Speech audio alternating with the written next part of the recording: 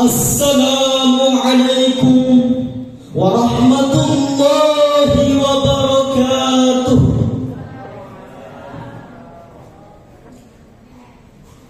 Alhamdulillahilladzi anzalal Qur'an hudan lin-nasi wa bayyinatin minal huda wal furqan. Assalatu wassalamu ala khairil insan wa ala alihi wa ashabihi ila yaumil bayan, amma ba'du. Puji dan syukur kita panjatkan atas kehadirat Allah Subhanahu wa ta'ala, karena Allah masih memberikan kita berbagai macam karunia-Nya sehingga kita masih bisa bersuah di tempat ini dalam ajang musabaqah tilawatil Quran tingkat Kabupaten Pangkep. Semoga dengan ajang ini dapat melahirkan hafizah-hafizah, qari-qari'ah, dai-da'iyah, serta dapat melahirkan pensyarah yang mampu menghamparkan permadani-permadani keislaman di masa yang akan datang. Dan tak lupa pula kita kirimkan salawat serta salam kepada suri teladan kita, yang mana Nabi yang telah menggulung tikar-tikar kezaliman dan membentangkan tikar-tikar kebenaran, dialah Muhammad sallallahu alaihi wasallam.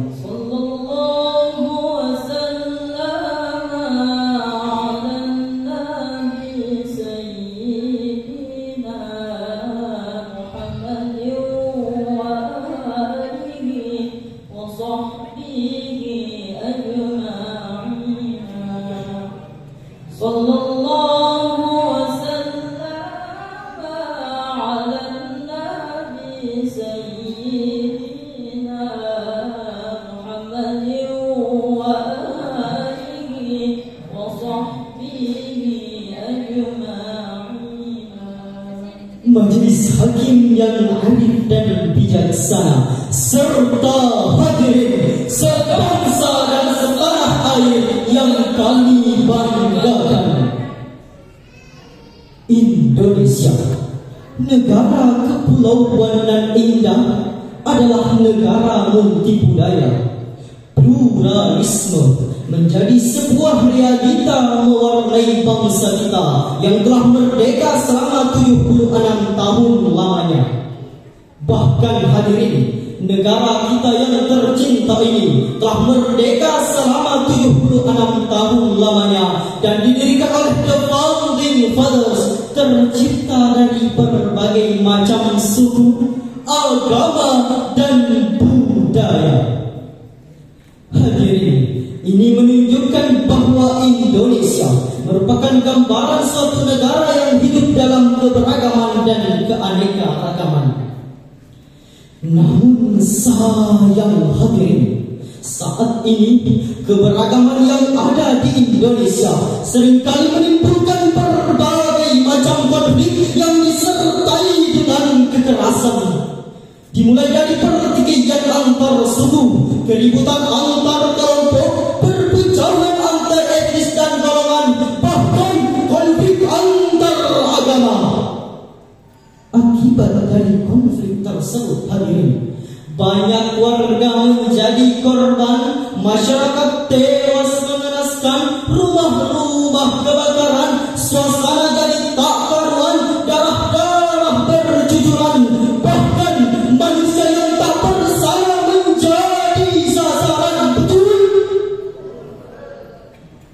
Padahal hadirin, Islam merupakan rahmatan lil alamin yang datang membawa perdamaian, kasih sayang, dan persaudaraan.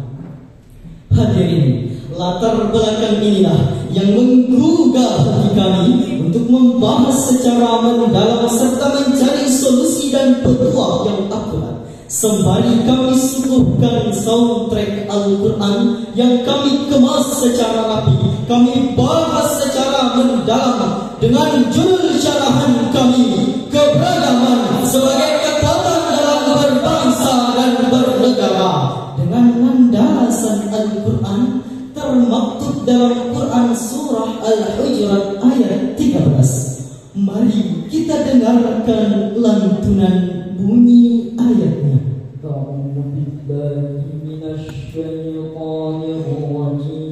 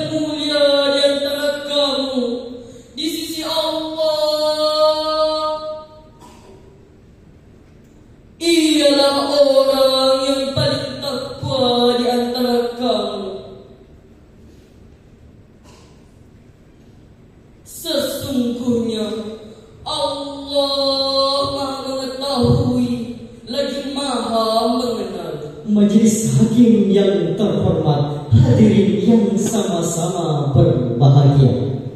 Menurut Ibnu Abi Hakim yang bersumber dari Ibnu Abi Mulaikah dalam kitab Ahkamul Quran jilid kedua halaman 518 menjelaskan bahwa asbabun nuzul dari ayat tersebut berkenaan dengan penaklukan kota Makkah.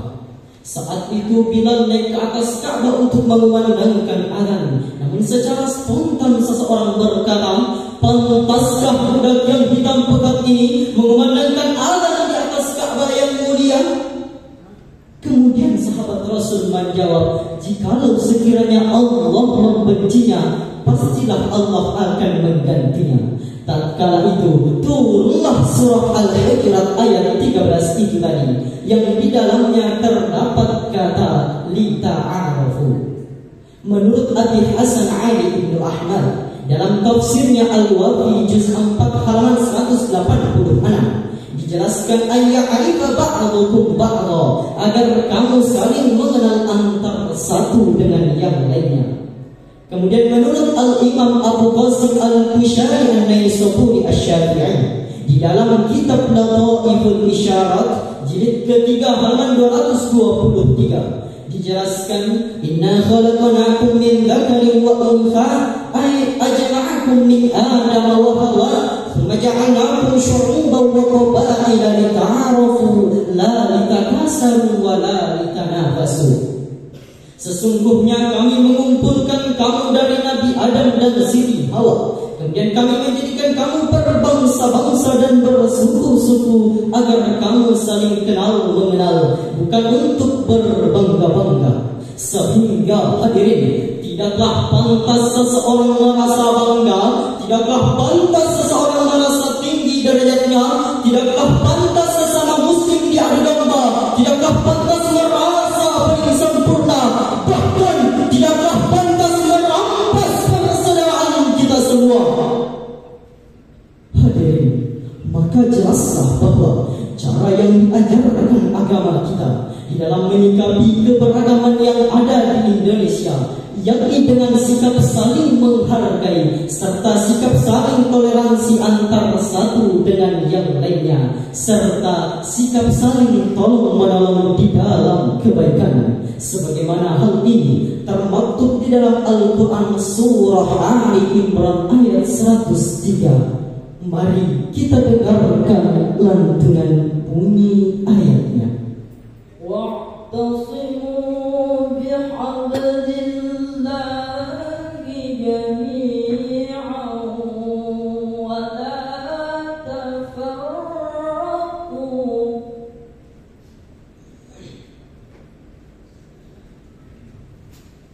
Wadhkuru ni'matallahi 'alaikum idh kuntum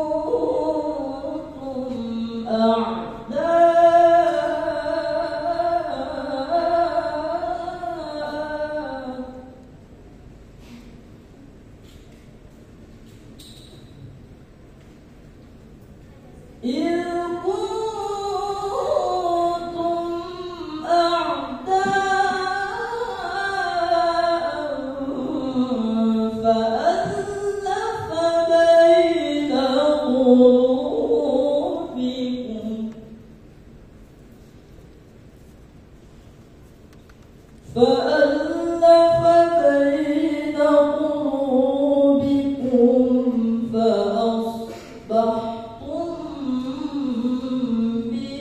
بنعمته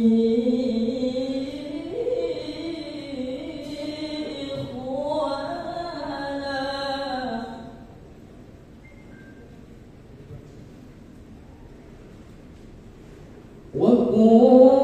وكنتم على شفا حفرة من النار فأنقذكم منها كذلك يبين الله لكم آياته لعلكم تهتدون.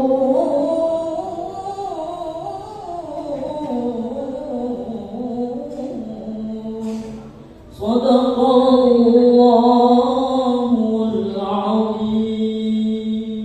Dan berpegang teguhlah kamu semuanya pada tali agama Allah, dan janganlah kamu bercerai-berai, dan ingatlah nikmat Allah kepadamu ketika kamu dahulu masa jahiliyah bermusuhan. Lalu Allah mempersatukan hatimu sehingga dengan karunia-Nya kamu menjadi bersaudara. Sedangkan ketika itu kamu berada di tepi jurang neraka. Lalu Allah menyelamatkanmu dari sana. Demikianlah Allah menerangkan ayat-ayatnya kepadamu agar kamu mendapatkan petunjuk. Maha benar Allah atas segala firman-firman-Nya. Majelis hakim yang arif dan bijaksana, hadirin yang berbahagia.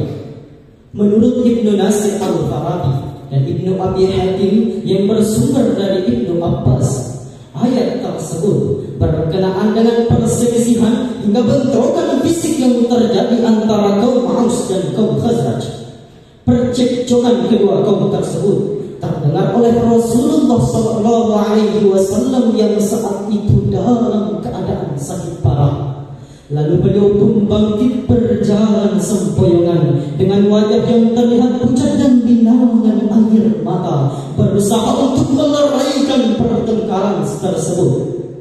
Dengan suara parau dan terputus-putus, beliau berkata, apakah kalian akan kembali ke dalam tradisi jahiliyah setelah datang penjelasan-penjelasan sementara aku masih hadir di antara kalian? Nampak suara hening mencekam, sementara kaum Aus dan kaum Khazraj menundukkan kepala sebagai tanda hormat dan berbalut malu kepada Rasulullah karena saling berseteru. Sikap Rasulullah ini merupakan realisasi ukhuwah Islamiyah yang harus kita teladani agar tidak terjadi perselisihan di tubuh internal Islam. Ingat hadirin, perhujah kita terjerat, perselisih kita tersisih, bersatu kita utuh, berpisah kita runtuh. Hadirin, dari uraian tersebut maka dapat kita simpulkan bahwa persatuan dan kesatuan merupakan syarat mutlak yang harus kita miliki untuk membangun bangsa dan negara di tengah kehidupan multikultural saat ini. Jika perbedaan kita jadikan sebagai keindahan, maka akan tercipta negeri yang aman, nyaman dan sentosa di Indonesia ini. Namun apabila kebanggaan terhadap suatu golongan tersendiri, maka akan hadir kehancuran di dalam negara kita. Kami tutup syarahan ini dengan sebuah petua. Verdict stand strict, verdelgan with undergang tegemoy, united we stand the fighting we fall. Atahaddu fasanasqatu alan tafarraqna, bersatu kita teguh, bercerai kita runtuh. Oleh karena itu, mari kita jaga Indonesia, kita rawat Indonesia, karena kita Indonesia. Satu nusa, Satu bangsa, satu tanah air kita. Akhir kata, hadanallahu ila sabilis salam. Assalamualaikum warahmatullahi